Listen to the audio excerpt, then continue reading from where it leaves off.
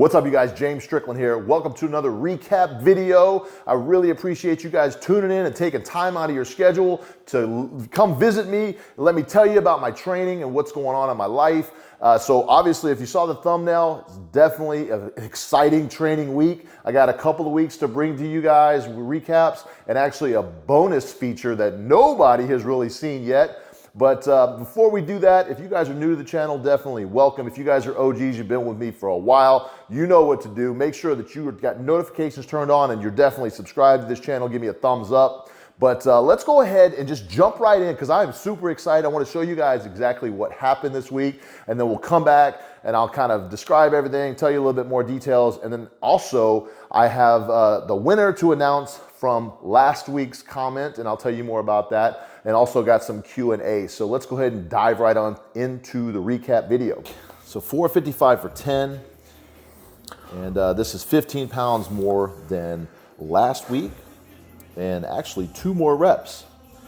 First set I actually did 8 reps, and I said, you know what, no, let's go for 10 on this next one. Started really just getting a second wind and banged out 10. And so this is getting dangerously close to PR territory for a set of 8. Regardless, set of 10 is 2 more. This is the in the rack of the 455. So you can tell that every rep is the exact same. Obviously, there's some small discrepancies. Obviously, I'm trying to reset my legs after each rep. But the idea is to basically make every single rep as smooth as possible and just really, really feeling good. That is the second, or that's the first set. I didn't show you the second set, but the 455 for 10. So I paused the video here because I'm gonna give you a little backstory. Obviously, if you guys have looked at the thumbnail, you obviously know there's more to this video and to this recap. But so this was actually on Monday Tuesday. I did this on Tuesday, and on Monday I was actually asked to do a competition that my gym that I go to, Species Gym here in Katy, Texas, was putting on. And they basically said, hey, we want you to come out and do this competition. It's kind of for local strongmen / powerlifters. It's not an official powerlifting meet, but we want you to come out and do it. At least, come out and shake some hands. And if you felt like doing it, you might be able to win some money, because even if you don't go all out, there's first through third get prize money. And I gave it some thought, and I said, you know what? I haven't done a competition in a while. I really, I could use a little extra money. I mean, who doesn't want to win some money while you're doing what you love? But I did definitely set some governors, some throttles that I did not want to pass up. So I'm going to go ahead and show you guys a competition kind of that I just randomly did. Now, I don't want to condone doing this necessarily, but I knew that I wasn't going to hurt myself because I wasn't going in doing anything crazy. And I knew that, not to be, full of ego, but I knew that if I didn't go all out, I could still take some money home. So here we go. So this is the third attempt. I opened up with about 500. I went to, let's see, I went to 580 or so. And then went 622, and you can obviously see on this that it moves very, very well. And this is 100 pounds more, 150 pounds more than I've touched in a while. 585 here, super, super fast. I mean, I'm just ecstatic that 585. I have not moved anything over 500 pounds since September at the Showdown meet. And that was during warm-up. I actually didn't even compete with more than 55 pounds just because my pec was strained from the 650 that was a couple weeks earlier. So this is obviously a huge win in my book. I know that I'm capable of a lot more, but you guys have seen my training lately. Obviously 455 for a set of 10 just a few days before this, and being able to recover and hit a 584 in competition with pauses. Now, it wasn't an official sanctioned meet, didn't count for anything like that. Obviously, you can see that I'm wearing elbow sleeves, and that wouldn't count in a normal competition. But anybody that knows me knows them elbow sleeves don't give me any help. Those are just to keep my joints warm, and that's the way I've been training, so I wanted to keep those on for the competition. Didn't give me any extra weight. I know I was good for well over 600 right now, but obviously keeping everything. I wanted to go no more than 550. I did squeak that out a little bit more than I wanted to. I didn't want to go much more than 600 on squat. I did do 22 pounds more than that. And I said, I'm not going to go over 750 on deadlift. And so this is going to be the deadlift here, topping out at 705. And obviously moved very, very well. This was just absolutely just fast. And for this time of the season, considering where we're at, very, very happy. I totaled 1913. I weighed in at 309 pounds, which is the heaviest I've ever been in competition. Now, mind you, I normally lose a little bit of weight in the later part of the season when I'm doing an actual competition, when I'm peaking for it. So I don't, really count this at all for anything. But I'm using this a lot for mentally getting ready for heavier weights. And so I had it in my mind that I was definitely going to take a deload the following week so that everything on training would basically be about 375 for some reps. And then the following week, we could ramp it back up to maybe 470 for a set of 10 and start working on some PRs for sets of 10. But that didn't happen the way that obviously the thumbnail told you, but that didn't happen the way that I'd planned it. So here is the following Tuesday. So Saturday I competed 584, all the squat, deadlift, and hit a PR for 501 on the bar for 8 reps. And these are all paused. They're not as clean as I would necessarily want them to be, but definitely satisfied with knocking out a set of 8 for basically a 1 pound PR on that. This is in the rack here with that 501 for 8. Obviously you can see they're just smoking, and this is just crazy how fast they're moving. But this was easier than last week's 455. And the reason is because I held 585 this last weekend, and I was fully recovered, which is really weird, but it felt amazing. So just really, really happy with that. I mean, this is PR territory. I haven't hit that in 3 years. This is just a few days later, and going for, this is 375 pounds. And obviously you can tell I'm hitting the second wind, hitting a stride here because my recovery is on point. I'm not gonna lie, this felt extremely heavy. You could see it in my face, but it moved so fast. Really, really surprised at that. Just showing you guys, because a lot of people ask me what the weight is and they think it's pounds, and it's definitely kilos. So that's 55 pounds each. But this is my drop set, 315 for 5. If you guys obviously followed a couple weeks ago, 315 for 2 was what I topped out at. So this is definitely very, very good. Very, very excited with that, and happy to share it with you guys. All right, so super, super stoked, and I want to explain to you guys. So obviously you know how I train if you've been with me for a while. If you don't, then definitely don't take that that recap, jumping right into a competition, kind of whenever you feel like it, as something that I would definitely advise to do. You guys know that I don't normally do that. I didn't go all out, so I just want to put a little disclaimer in there. I advocate safe training no matter what, but I tell you one thing, the fact that I was able to do that kind of in the beginning of a training cycle, if you will, really gave me some confidence going forward. It's really weird how training works, and you guys know exactly what I'm talking about. So it doesn't matter how strong, how weak, or what level of training you're at. When you get under weight, weight is weight. Now, when you get used to the weight, it gets a little easier to move it, but it's still weight. So when I got under 405 pounds a few weeks ago and just did a double, it felt heavy. I haven't felt that kind of weight in a while. I took some time off. I don't want to say it hurt, but it definitely kind of concerned me, because I was like, my goodness, that's like 300 pounds less than I'm trying to go for in this training cycle. What's going on? But I've been there, I've done that. I know how this works. And so you have to trick your mind almost to not be tricked with the weight.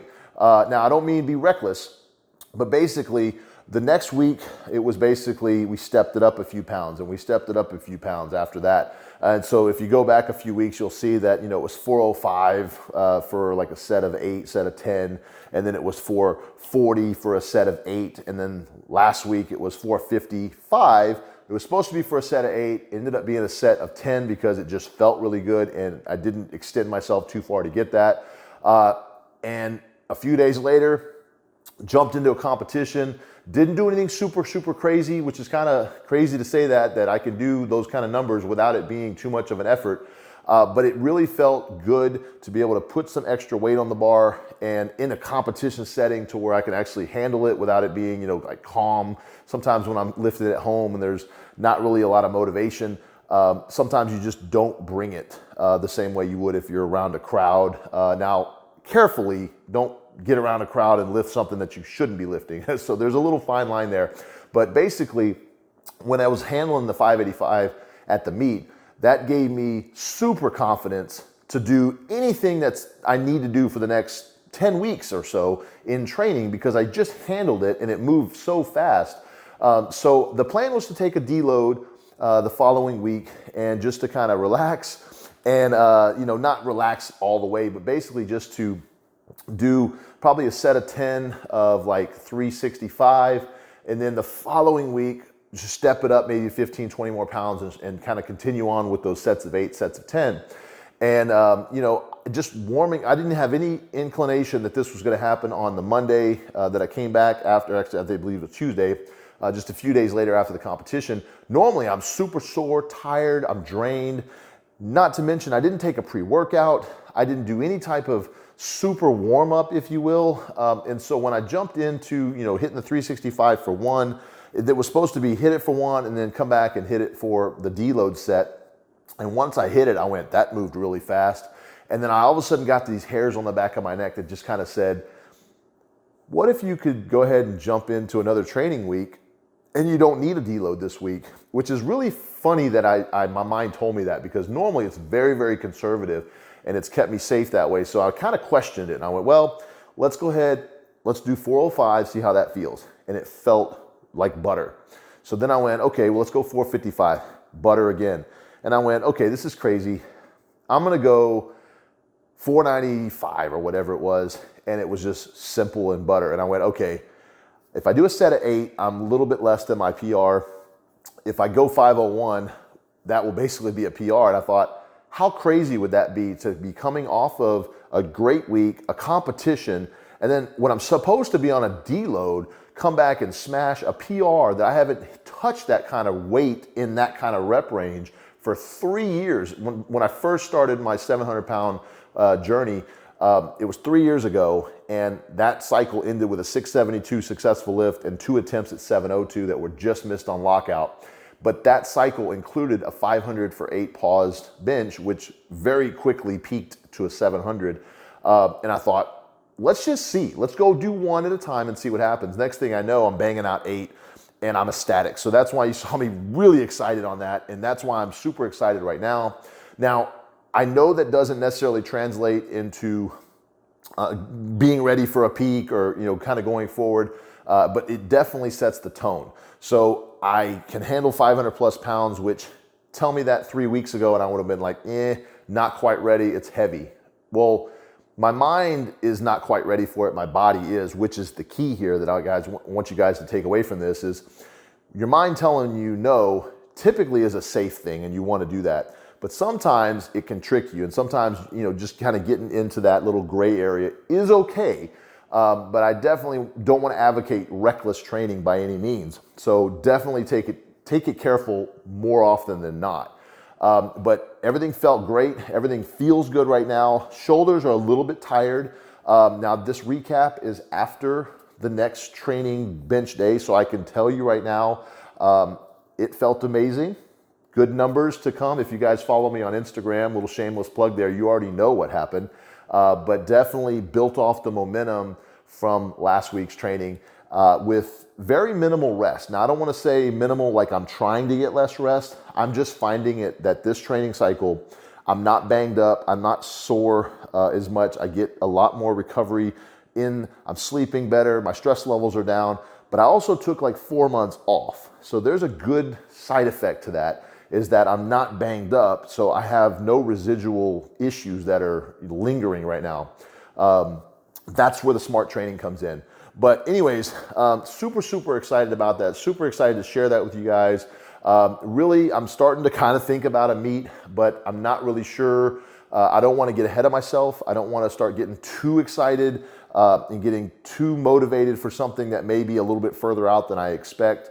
I don't really like to start thinking about meets until I'm in the 600-pound range for some reps. So we still got some room to go, but it's very exciting to be where I'm at. Especially being 3 years older and definitely, I guess, I don't want to say more banged up, but definitely a little more seasoned and definitely been through a few more things. I'm definitely larger than I have been in the past, but I'm also stronger. So I just need to be able to make that all come together and turn out a pretty good training cycle, but definitely excited. So anyways, on to this week's Q&A. And before I do that, I want to go ahead and announce last week's winner. It doesn't necessarily have to do with the Q&A, but if you drop a comment down below for a question that you might have for me, comment, tell me you like the video, tell me you don't like the video, give me suggestions, whatever it is, just comment anything and you are in the running to get an 8-week bench or full power program of your choice on benchonly.com. I will send you one via email. I'll reach out to you and make sure that you get it, but I'll pick a random winner. And last week's winner, last video, is, drum roll, Dean Blias. And I think I said that right, Blais. But congratulations, Dean. I will make sure that you get a comment so that you know to get back to me and let me know what you want to do with that program. But I'll go ahead and jump into the Q&A. And actually, the first one is from Dean. And it is decline a worthwhile exercise? So yes, absolutely, decline is a worthwhile exercise.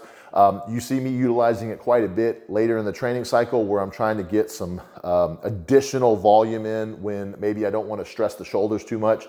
I find that decline is a lot easier on the shoulders than maybe incline. Well, a lot easier than incline, but definitely a lot easier than bench. So if I'm hitting, let's say, 500 for a set of 8 on bench on Monday. If I don't do maybe dumbbells, which is definitely lighter on maybe that Thursday, I might choose to have decline in the program.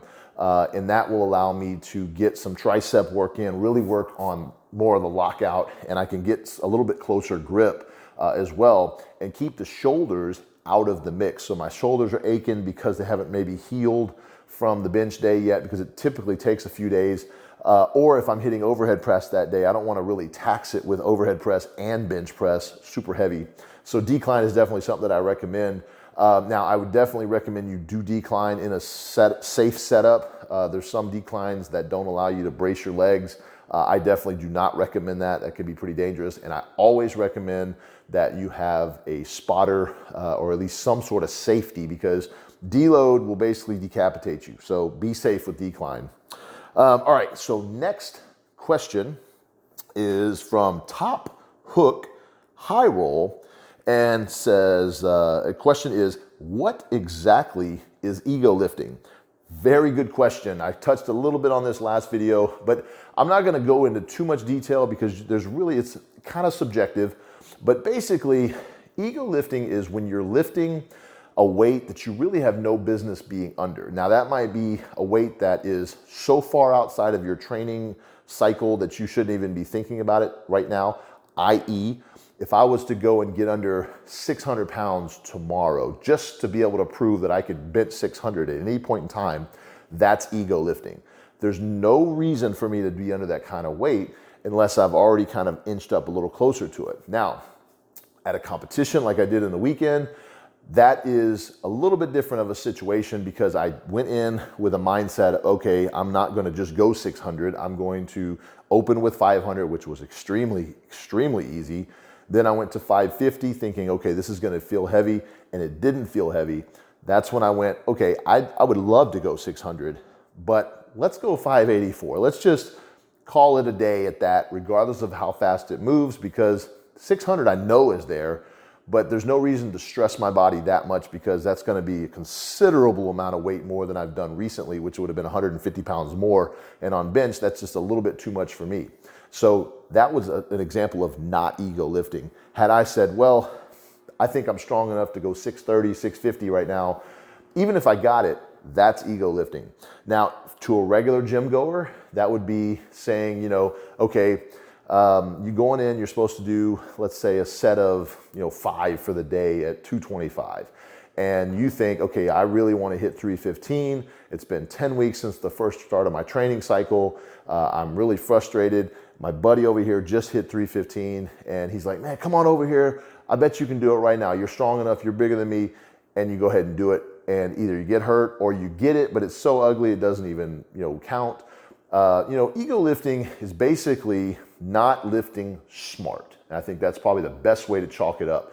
Now, if you have, you know, a question in your own training and you're curious that if you're ego lifting, you probably aren't. Because if you're thinking that way, you're probably thinking a little bit smarter. But feel free to reach out to me if you think you might be ego lifting. I know it sounds really cliche, but you know, it's definitely something that I've noticed a lot of people of all ages. It doesn't matter if you're young, old, men, women. They don't know if they are, because what they're considering ego lifting is maybe doing something that's so crazy that they shouldn't even be under it. But it might just be that you have done it before and you have no business doing it at this moment because you're injured or you're working through some sort of injury or you've taken some time off and you're just frustrated because the gyms have been shut down and you really just want to be where you were at tomorrow and you've been off for 6 months and you go and do something that really you shouldn't. You're probably straddling that line of ego lifting. But thank you guys for those questions. If you have questions for me, comments, leave them down in the comments. If you have a private question, feel free to email me, swimhack@gmail.com. Be happy to help you out in that regard. But if you guys leave a comment, I will definitely put you in the running to win an 8-week program of your choice. For the next video, I will announce the winner. But that is going to pretty much wrap it up for this recap video. Once again, I really appreciate you guys tuning in, taking the time out of your schedule to watch what's going on in my training and to follow me on my journeys. If you haven't already, please go ahead and subscribe, turn notifications on, and definitely share this video with your friends. Like it, thumbs up for me. And I will definitely make sure that I get a good recap video for you guys up the next time. I've got some exciting training days ahead of me. I definitely have one that happened this week, just happened literally yesterday, so I'm super sore. But it's literally just recovery mindset for the next 7 to 10 days. And then I'll basically come in and hit another day. But we're just building the blocks. We're just continually building the blocks, and we're building that pyramid. The base is built. I think that we're set up to really have a good training cycle and a meet, possibly. Like I mentioned, a meet might be on the horizon, but I want to be smart about it. I don't want to just go out and do like competition, is one thing just for fun like I just did. But this one would be where I put all the cards on the table, peak properly, and really go for something big and, pull out all the stops on this round. But really appreciate you guys following me on this, and definitely tune in next time, and I will see you then. Have a great week.